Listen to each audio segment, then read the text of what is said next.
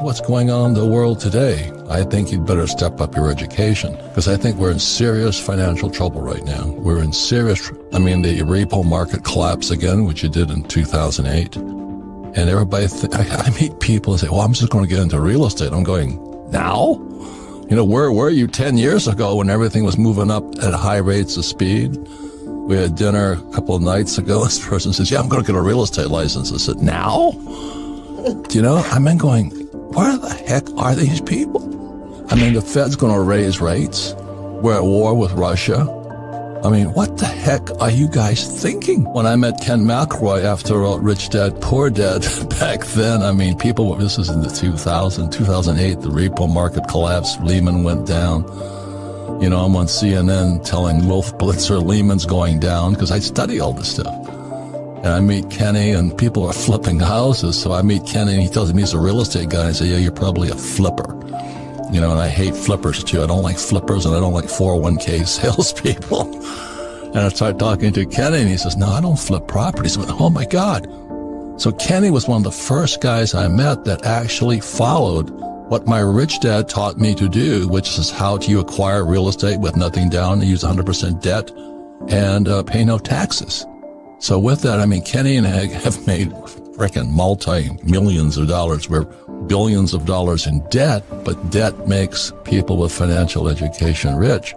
So what happened after 2008, after the repo market, after Lehman went down, as I called it on CNN, we made fortunes because it was a crash. So you're saying, well, you're telling us it's going to crash, man.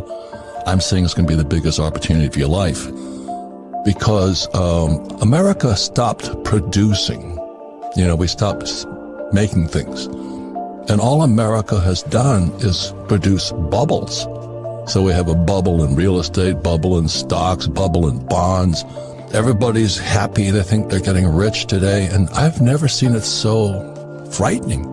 Now, on the other side of the coin, as Kenny knows, Ken McElroy, he and I know, is after 2008, we just barred our asses off and bought real estate as it crashed.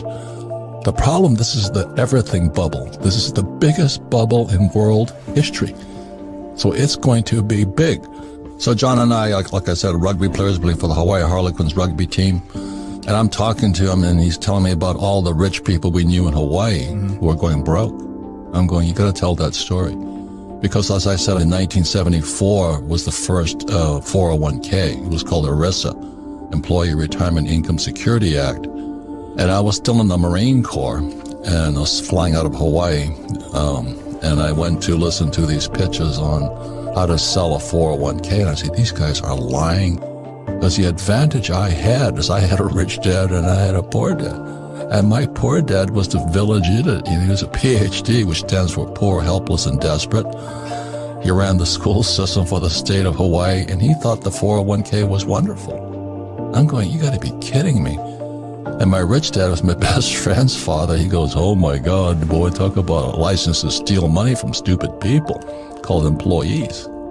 So I came from a different, so this is 74, I'm still in the Marine Corps. And the first thing my rich dad said to me, if you're going to be a rich man, you better learn two things right now. Be an entrepreneur, but he says you've got to learn how to sell. And secondly, you've got to know real estate. Because real estate is debt and taxes. And that's, what do you mean debt and taxes? So in 1974, I took my first real estate course and opened my eyes up because you don't need money to buy real estate and you pay no taxes on top of it. Just before I get out of the Marine Corps, I get a job with Xerox to learn how to sell. So I got sales, and then I understood real estate. So why am I a rich man today? Because I took two courses, learn how to sell and learn about real estate. And my poor dad, the PhD, says, go back to school, get your MBA and get your PhD. I'm going, then I'd wind up like you. A poor, highly educated man with a 401k. Because we were the first generation with a 401k. The 401k came in, I think, 1974. And we're going, oh, Jesus is going to save us. They're going to give us a pension. But in my opinion, it was one of the biggest screw jobs ever. Because you're putting people who know nothing about investing, and they're now counting on Wall Street to keep them alive into their late years.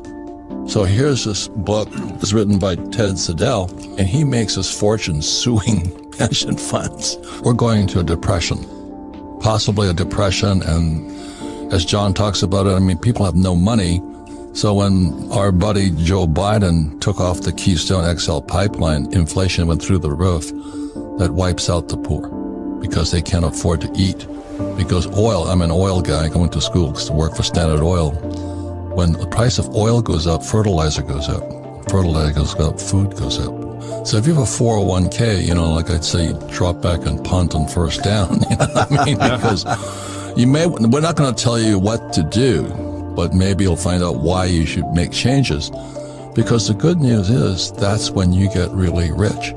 That's like if Neiman Marcus was having a sale on Louis Vuitton, every consumer would be lined up there. But I was talking to this woman the other night. She says, "Oh, I finally got it. I'm going to get my real estate license and start flipping real estate." And I said, "This is not the time." "Oh, no, I'm going to quit my job." I'm going, "You got to be kidding me." But that's how stupid people are. So this is going to be the biggest bubble in world history that's going to bust. I think America's going into the next depression.